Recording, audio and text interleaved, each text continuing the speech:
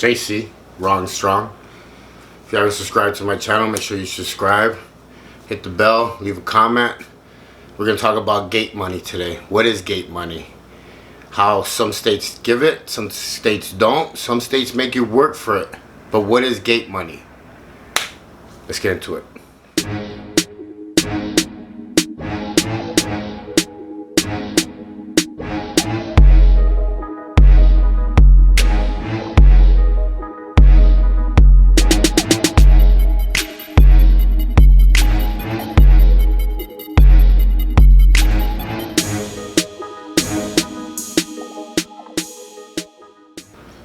What's up?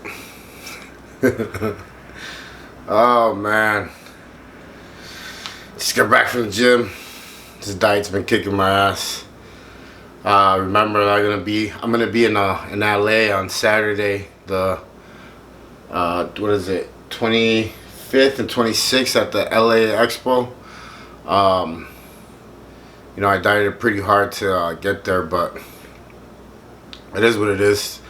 This is what happens when you let it get a little bit out of hand. I ain't afraid to say it. I ain't afraid to hide it.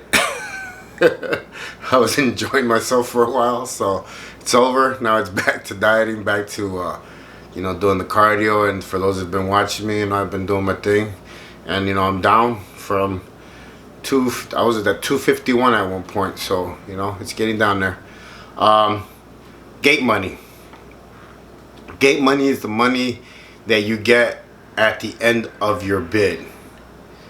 Your bid being your time served. So after you're done serving your time, they give you a check. The state gives you a check, state or federal, gives you a check, and that's what you come home with.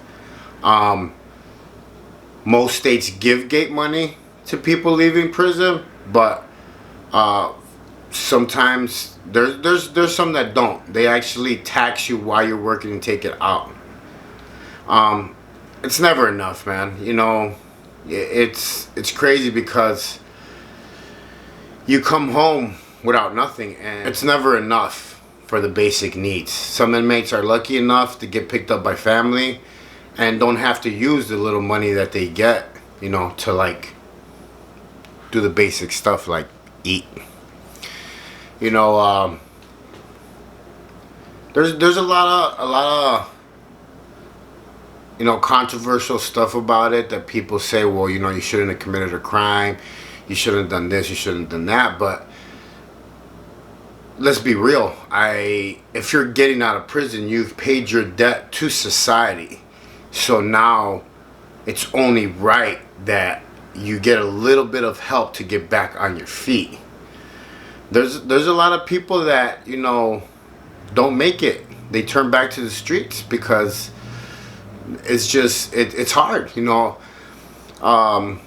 You get home, and like I said, like you expect to make it on $100 to eat, wash your ass, and find somewhere to live after you've been gone for 10 years. Don't work like that. There's roughly about, I want to say, about 500,000 that are released from federal and state prison.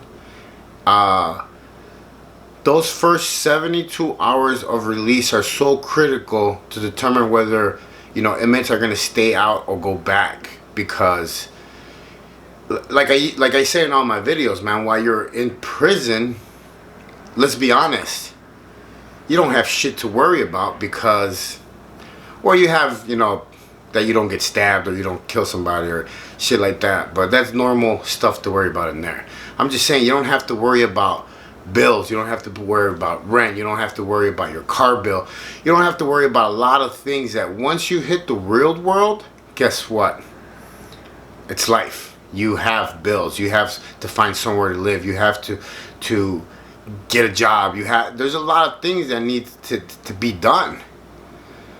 And there's resources out there, but there's not enough resources for actually feds, for felons, like guys getting out of prison. I think that the states that pay the higher amount of gate money are California and Colorado. I think they give $200. The lowest ones that I've heard is Alabama and Louisiana. They give like 10 to 20 bucks. that ain't shit. And I think New Hampshire doesn't give you nothing at all. This is where, you know, it gets a little tricky because inmates, you know, get out and they start trading off between eating or buying items that they need to survive in society. And by that I mean like cell phones, clothing for like job interviews, you know what I mean? And I mean, let's be real, man. We already have that street mentality. So like, it's almost like you get out and you'll be like, okay, well, I'm gonna make one last move so I can get on my feet and then, you know, change my whole life completely. And guess what? That move is what gets you set right back. I get it, man. The states, you know, spend a shitload of money. I was doing the research and it was like $6.7 million that they spent on release money from like 2018 to 2019.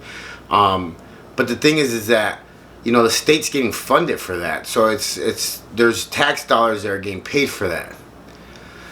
And some prisons, they take the gate money out of your work check. So you work and they take like 10% out of your check, and or if you get deposits from like family members in commissary, they take 10% and they start putting it to the side for you. But think about it. You get home. I was lucky in 2013. I was lucky because I came home and I had an awesome stepmom that wanted to be in my life. My young sister, you know, my fucking rock.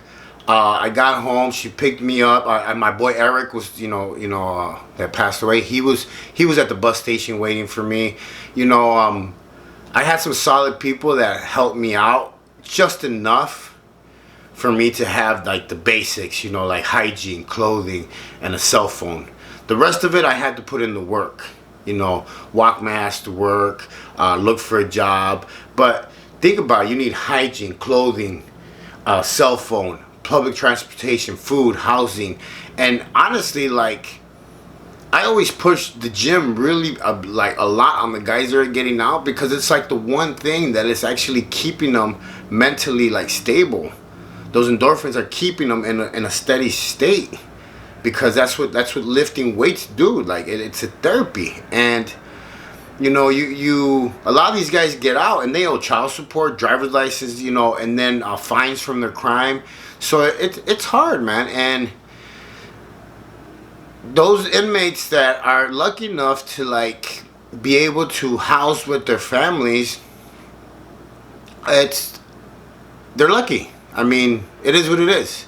But there's people that don't have that, and housing is very expensive and needed immediately. Even me, that I was out already for 3 years, whatever, and you know, I ended up looking for a place to live, and I actually had to move in to the hood to be able to get a place that I would actually take me with my background. Even though I make decent amount of money, I couldn't move into downtown Phoenix where I wanted to live, because they do background checks and they denied me. It's fucked up. So I had to move to the hood in order to get accepted. And guess what? Now I'm in an area where crime is high. Everything is there that where I used to thrive in. I mean, just yesterday, someone got killed right here, right in front of my place. A shooting. So this is what I mean, where like it's almost like it's set up to fail. You're almost set up to like go back. Like you have to fight with every inch that you have left and able to make it. And you know, you guys see me joke and play around about a lot of stuff, and the reason why I do that is because honestly, the life that I've lived and grown up in and everything, if I wouldn't have laughed at stuff or joked about stuff, I would have lost my shit. I would have been a fucking serial killer. You know, and you always having to eliminate something to get what you need, you're always at loss for things. And don't get me wrong, freedom is priceless, but at what cost? And that's the thing, man, is like I tell you guys, I share all my stories and all this stuff to educate, to help, not to glamorize nothing in my past. I am JC, and I am wrong to strong, and I have made all these mistakes, and I'm still trying to get it right, and I'm still trying to do as much as I can to, get my life in order. I've only been out for 3 years. I'm walking you guys through my everyday life, through everything. You guys watch me on Instagram, you watch me on my YouTube, on my Facebook. It's been it's been a journey. It's been a journey from that day that I got that gate money to right now. It's been a journey, and I share it so maybe the right person could watch this video, or you guys could share this with the right person, and they could see that it is possible. It did take a lot of blood, sweat, and tears, and a lot of falling down and getting back up and fucking crying and fucking fighting and like with myself, but it is possible. It is possible to get out, change, and make a difference. I'm JC, and I am wrong and strong. If you haven't subscribed to my channel, subscribe. There's a lot coming this year. I will be in LA on Saturday and Sunday this week. LA Expo, my biggest, it's going to be a big event for me. And I'll see you guys on the rebound. Peace.